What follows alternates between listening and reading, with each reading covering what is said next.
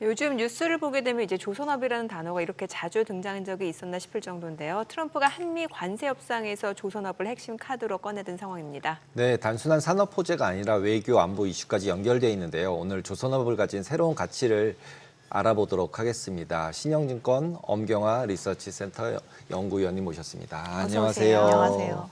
최근에 관세 협상하면서 조선업이 더 핫해지고 있는 것 같은데요. 네, 맞습니다. 현재 미국의 입장에서 조선업은 한국밖에 대안이 진짜 없는 건가요? 아니면 일본도 대안이 있는 건가요? 굳이 이렇게 미국이 조선업에 관심을 갖게 된 이유 중에 하나가 미국의 해군력이 굉장히 빠르게 좀 축소가 되고 있고 그에 반해 이제 중국의 해군력이 올라오는 속도가 워낙 빨라지다 보니 그거에 대해서 대응할 수 있을 만한 볼륨을 가지고 있는 조선업 국가가 있느냐를 찾아보다가 이렇게 된 것인데요. 당연히 이제 중국이 아닌 국가여야 되기 때문에 일단 우리나라가 꼽힌 것도 있고 일본 같은 경우는 약간 조선업의 산업 흐름 자체가 과거에 미국이 밟았던 그 전철을 조금 밟고 있는 상황입니다. 점진적으로 좀 볼륨이 큰 산업 부분이 많이 줄어들고 있고 안으로 좀 많이 잠그려고 하는 그런 모습이 나타나고 있어서 저희가 지금 미국이 갖추지 못한 대외적으로 저 해군력을 계속 유지하고 증강시키는 데 필요할 만한 볼륨을 가지고 있는 조선 국가라고 한다면 지금은 대안이 한국밖에 없지 않을까라고 생각하고 있습니다. 이번에 이야기 나온 게 이제 4천억 달러 대미조선 투자인데 네네. 이 정도 규모가 어느 정도예요? 잘 안 와닿아가지고. 사실 저희도 이 안에 있는 네. 내용이 뭔지에 대해서 지금 구체화된 게 아무것도 네네. 없는 상황이거든요. 근데 저희가 이제 처음에 트럼프 행정부에서 이 조선업에 대해서 언급을 할 때 했던 이 한 줄 워딩을 생각을 해보면 네. 미국 내의 조선업에 대한 직접적인 투자를 좀 해줬으면 좋겠다라는 게 일단 가장 좀 네. 중요한 면이었습니다. 왜냐하면 지금 미국에 있는 모든 조선소들이 다 선박을 굉장히 느리게 만들고 있는 상황이거든요. 예. 그러다 보니 지금 신조로 만드는 것도 굉장히 느리지만 저희가 기존에 있는 배들을 지속적으로 조금 활용을 해서 뭔가 퇴역 시기를 좀 늦춘다거나 이제 작전에 투입되는 그 스케줄을 짜는 것이 더 지금 중요한 상황인데 그러한 부분들을 내부에서 해결을 못하게 된 상황이라서 이렇게 됐는데요. 저희가 궁극적으로 미국이 이제 해군력에 대한 유지만 하려고 하더라도 모두 다 지금 내부에서 안 되니까 다 외부로 돌려라라고 했을 때 나중에 대처가 안 될 거잖아요. 그래서 이제 그러한 부분을 미국 내에 있는 야드들을 현대화시키고 네. 지금 현재 뭔가 끊어진 조선업 인력에 대한 좀 연속성을 갖게 해주며 뭐 이런 것들에 대한 이제 투자 얘기가 아마 나와 있을 것 같은데 그러한 게 규모가 4천억 달러라는 일단 굉장히 큰 규모라고 저희가 볼 수 있을 만한 상황이고요.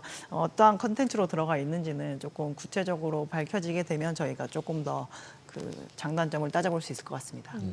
그리고 최근에 이제 원래 저희가 마가밖에 몰랐었는데 네네. 마스가는 또 뭔가요? 그 이제 마가에 저희가 쉽빌딩을 넣어서 마스가라고 미국의 조선업을 다시 이제 위대하게. 그레이트하게 네. 그럼 아까 말씀하신 하겠다. 것처럼 실제로 미국의 공장을 짓겠다는 거죠. 미국에 있는 기존에 있는 조선업체 사이즈. 자체를 조금 현대화해달라고 하는 것도 좀 많이 중요한 것 같고 지금 현재 그쪽 사업장에서 이루어지고 있는 작업의 속도가 굉장히 느리니 생산성을 조금 향상시킬 수 있는데 해외에 있는 조선업체들이 좀 도와줬으면 좋겠다라고 하는 게 골자인 것으로 알고 있습니다. 그럼 지금 미국 측에서는 4천억 달러 대미조선 투자, 지금 우리 정부 측에서 제시한 건 마스가 프로젝트. 같은 내용인 거. 그걸 지금 저희가 알 수는 없는 상황이고요. 근데 이제 미국에서 네. 원하는 부분은 어차피 계속 바깥에 그 도움을 받을 수 없으니 네네네. 이제 앞으로 우리가 독립할 수 있을 구조로 만들어 달라라는 게 조선업에 한 대해서. 굉장히 큰 그 기대치인 것 같고요. 예. 우리나라는 그 부분에 있어서 이제 해외에서 도와줄 수 있는 부분을 많이 도움을 주기도 하겠지만 우리도 이제 받아오는 부분이 있어야 되기 때문에 네. 지속적인 협력 관계를 유지할 수 있을 만한 방법으로 아마 제시를 하지 않았을까라고 생각하고 있습니다. 근데 트럼프 측에서 이 정도로 구체적인 규모를 제시한 거 보면 결국에는 이런 식으로 협상을 해야 관세 협상을 하겠다라는 의미잖아요. 근데 생각보다 미국이 해외에게 이제 관세로 압박을 하지만 미국 자체적으로 뭔가 해외에다가 팔 수 있는 카드가 그렇게 많지가 않거든요. 네. 근데 보면은 미국은 이제 전 세계 해산물 동량 기준으로 봤을 때 원자재의 수출에는 좀 많은 비중을 차지하는 편이고 실질적으로 완성품에 해당하는 것들의 수출 시장에서는 굉장히 차지하는 그렇죠. 비중이 적습니다. 그래서 미국에 있는 천연가스를 그리고 미국에 있는 뭐 오일을 그리고 미국에 있는 곡물을 팔기 위해서 저희가 선박이 굉장히 많이 필요한데 지금까지는 그 서비스 자체를 해외 해운사들이 운영하는 것을 굉장히 많이 이용을 했던 거잖아요. 그래서 어떻게 보면 미국은 자국에 있는 원자재를 수출을 하면서 해외에 있는 서비스업을 굉장히 많이 비용으로 활용을 했었기 때문에 이러한 부분에 대한 일부 내재화도 좀 필요하다라고 생각을 했던 것 같고 저희가 이러한 상선의 서비스 영역을 계속 역량을 줄이다 보니 군함 쪽에서도 지금 이제 뭔가 타임렉이 많이 걸리는 거에 대한 부분을 이제 드러나고 있어서 이러한 부분을 차례차례 해결해 나가려면 일단 조선업의 이 지금까지 이제 70년 동안 계속 줄어들어온 이 다운사이징을 조금 줄여야 될 것으로 보고 네. 있고 실제로 이게 제 역할을 하면서 돌아가는 게 굉장히 중요하다라고 그러게요. 판단한 것 같습니다. 그러면 기본적으로는 수요에는 아무런 문제가 없는 상황인 거네요. 그러면 실적도 계속 잘 나올 수 있고. 조선업 입장에서 봤을 때요. 네. 사실 조선업이 지금 이제 미국 수요가 이렇게 부각이 되고 있지만 미국은 기존에 별로 조선 업체들에게 큰 수요 국가가 아니었었기 네. 때문에 사실 이건 어떻게 보면 보너스 같은 그런 시장인 거죠. 만약 열린다라고 한다면 굉장히 큰 그 하나의 고객이 더 생기는 이점이다라고 생각하시면 될 것 같습니다. 그래서 지금 얘기가 나오는 게 조선업은 이제 이런 식으로 보너스, 그러니까 신규 추가 수주라고 볼 수 있는 거죠. 이 모멘텀도 있고 이게 업종 호황의 시작이다 이런 분석이 나온다고 하는데 맞나요? 저희가 수주 산업이니까 네. 이제 이 회사의 주가의 움직임을 볼 때는 저희 두 가지 모멘텀을 많이 중요하게 생각을 하거든요. 하나는 수주 모멘텀이고 하나는 실적 모멘텀인데 실적은 지금부터 2027년까지 저희가 기존에 21년부터 쭉 받았던 물량을 차례차례 건조를 하기 때문에 네. 27년까지 영업이익률이 굉장히 많은 폭으로 개선이 될 예정입니다. 이번에 2분기 실적이 아직 다 조선업체들이 발표가 되지 않았지만 저희가 매번 이제 업체들이 실적을 발표할 때마다 지난 분기보다 이익률이 많이 높아졌습니다라는 얘기가 그 안에 계속 들어가 있는 상태거든요. 근데 이거를 저희가 27년까지 담보할 수 있기 때문에 실적 개선의 측면에 있어서는 제가 봤을 땐 지금이 시작점이다라고 보는 게 맞는 것 같고 수주는 일단 단기적으로 2025년 상반기까지 어땠느냐를 보면 올해 수주 별로 좋지 않습니다. 작년 대비해서는 저희 소위 얘기해서 반토막 났다라고 표현을 하고 있는 상황인데요.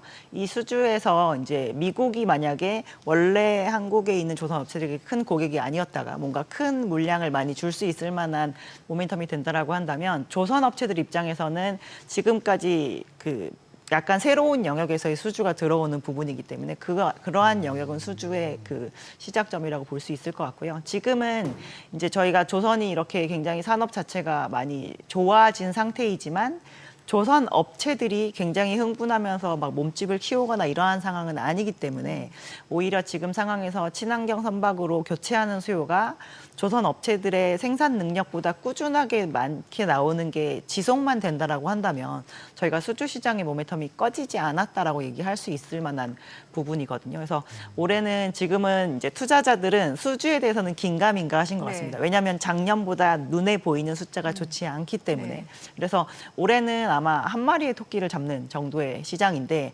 여기에서 만약에 올해 하반기에도 지속적으로 쉬어가는 게 조금 더 이어진다라고 한다면 내년은 조금 쉽게 실적도 좋고 수주도 전년보다 개선될 것 같습니다라는 얘기를 하기가 조금 쉬워지는 국면으로 다시 넘어가지 않을까 싶습니다. 그러면 그때 실적을 좋게 만드는 선박들은 친환경 선박, 뭐 스마트 선박 이런 거가 주된 선박이라고 봐야 하나요? 친환경 선박은 우리나라 프로덕트에 있어서는 지금은 네, 주된 선박이라고 주된 보셔야 될 것 선박이고 같습니다. 그러면은 그 친환경 선박과 스마트 선박 같은 경우는 다른 나라들하고 경쟁은 어떤가요? 친환경 선박은 그냥 가장 정석적으로 만들었을 때 친환경 연료를 사용하라는 거거든요. 네. 근데 지금 시장에서 검증되고 이제 그 트랙 레코드가 굉장히 긴 이제 친환경 연료가 LNG입니다. 그래서 우리나라가 전 세계에서 LNG 운반선을 제일 많이 만들어 봤고 LNG 운반선에서 파생되어서 나온 LNG 추진선도 가장 많이 만들어 본 상태이기 때문에 지금은 글로벌 그 상위 선사에게 만약에 이번에 신기술 탑재한 새 선박 발주할 거면 어디 먼저 찾아갈 거야? 라고 물어보면 무조건 한국부터 찾는 그런 상황이거든요. 그래서 국내 업체들에게는 그러한 경쟁력이 지금은 1등이다라고 제가 얘기할 수 있을 것 같습니다. 친환경하고 스마트는 말 그대로 좀 자율 운항이 가능한. 뭐 자율운항이나 이런 부분도 많이 신경을 쓰고 있고요. 저희가 보통 이렇게 하이 클래스의 그 기술은 방산에서 적용이 되던 것이 결국 민영화로 내려오면서 그렇게 되는데 지금 그래서 실제로 이제 현대중공업 같은 그룹에서 저희가 자율운항 그 선박을 관련해서 사업을 하던 그 사업부를 떼어내서 별도 법인으로 분사를 시킨 사례도 있습니다. 이런 것도 이게 분할해서 상장시킨다 그러고 이렇게 또 막 쪼개기 상장 이런 걸로 또 말이 그러기까지는 나오지 않나요? 일단 좀 오래 걸릴 것 같지만 조선 업체들이 저희가 단순히 이제 쇳덩어리로 된 배만 판다라고 많이 생각을 하시잖아요. 근데 요즘에는 이 조선 업체들이 만드는 배에 이제 소프트웨어를 심어서 이 부분에 대한 구독 서비스를 계속적으로 늘리려고 하는 디지털 트랜스포메이션 시도를 굉장히 많이 진행을 하고 있거든요. 그래서 그러한 부분도 조선 업체들이 갖추고 있어야 나중에 또 이걸 사용해 본 선주들이 다시 돌아올 수 있을 만한 유인책이 되기 때문에 국내 업체들에게는 향후의 미래 먹거리로서는 굉장히 중요한 요인이다라고 보시면 될 것 같습니다. 네. 최근에는 이제 원자재 가격 뭐 급등이라든지 공급망 이슈가 좀 논란이 됐던 것 같은데 네. 이러면은 말 그대로 조선업 입장에서는 그 원가 자체에 올라가는 부담이 생기는 거잖아요. 그게 아마 후판 가격 때문에 많이 나오시는 네. 얘기인 것 같은데요. 지금 조선 업체들이 쓰는 재료 중에서 가장 시장성에 맞게 이렇게 금방금방 움직이는 재료 중에 하나가 후판입니다. 근데 후판 가격과 선박의 신조선 제품 가격이 디커플링, 한마디로 얘기해서 선박 가격은 오르고 네. 이 재료 가격은 빠진 지가 지금 만 4년이에요. 그래서 지금 많이 내려온 상태인데 저희가 철강사가 왜 후판 가격을 못 올리는지 생각을 해보면 철강사가 지금 제품을 만들어서 파는데 전방산업들이 많이 철 제품을 가져가서 써주지 않기 때문인 거잖아요. 네. 그거는 조선은 호황이지만 저희가 글로벌 건설 경기가 별로 안 좋은 게 굉장히 크게 적용을 하고 있거든요. 그래서 이제 4년에 걸쳐서 빠져서 사실 저희가 코로나 이전에 이 철 제품 가격으로 다시 가격이 돌아간 상태입니다. 그래서 더 이상 이 부분은 이제 빠지는 거를 간과하기는 좀 힘들다라고 철강사들이 많이 생각을 해서 요즘에 생산을 줄여서라도 가격을 지키겠다라고 하는 그 방향이 좀 많이 나오기 때문에 이것 때문에 재료 가격이 걱정이 되시긴 하겠지만 실제로 조선업체들은 여기에서 재료 가격이 차라리 기조적으로 조금씩 오른다라는 게 예측이 되면 예정 원가를 그냥 올려서 적용을 해서 제품 가격에 적용을 해버리면 그만인 상태이기 때문에 그러한 부분은 그렇게 치명적인 영향이라고 보기는 어려울 것 같고요. 저희가 지금 조선 업체들이 온갖 내외부 변수가 다 좋은데 지금 현재 상황에서 좀 가장 변수가 될 만한 게 무엇인가를 생각하면서 환율과 이 후판 가격에 대한 얘기가 요즘 많이 나오고 있는 상황인 거 정도인 것 후판이 같습니다. 철강이니까 관세 그 철강이 50% 관세 매기고 이런 거에 영향을 받는 항목인가요, 이게? 수입 철판을 많이 쓰는 업체인 경우는 네. 뭐 즉각적으로 영향을 받을 수가 있겠죠. 네. 김동관 하나 부회장이 지금 이제 미국을 방문하면서 하나오션 주가가 급등을 했는데 이거 단순히 뭐 시장에서는 해석이 외교 일정이 아니라 이제 뭐 미국과 군수 사업까지 엮인 굉장히 중대 이벤트로 해석을 하는 분위기더라고요.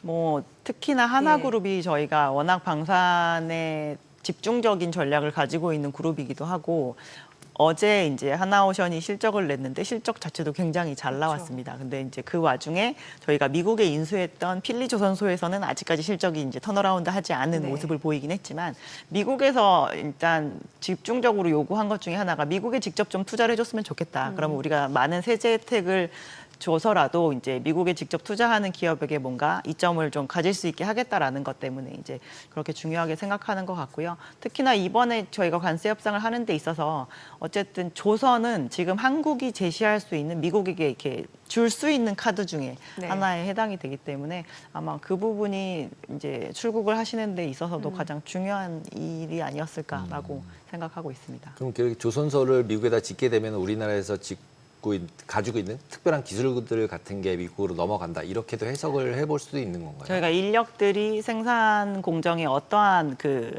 타임 스케줄로 투입이 되었을 때 효율적으로 만들어지는지, 그리고 실제로 조선소에서는 배를 그냥 하나의 스팟에서 처음부터 끝까지 이렇게 지어서 올리는 게 아니라 블럭블럭으로 만들어서 나중에는 도크에서 이렇게 합치는 레고 블럭처럼 합치는 그런 형태를 가지고 있는데요. 그래서 저희가 이 조선소 안에서 동선을 어떤 식으로 짜서 이 작업을 효율화하는가 이런 것도 굉장히 중요한 노하우 중에 하나인데 이제 그런 부분도 아마 그룹 내에서 좀 이제 전수가 되는 그러한 측면이 있지 않을까 싶습니다.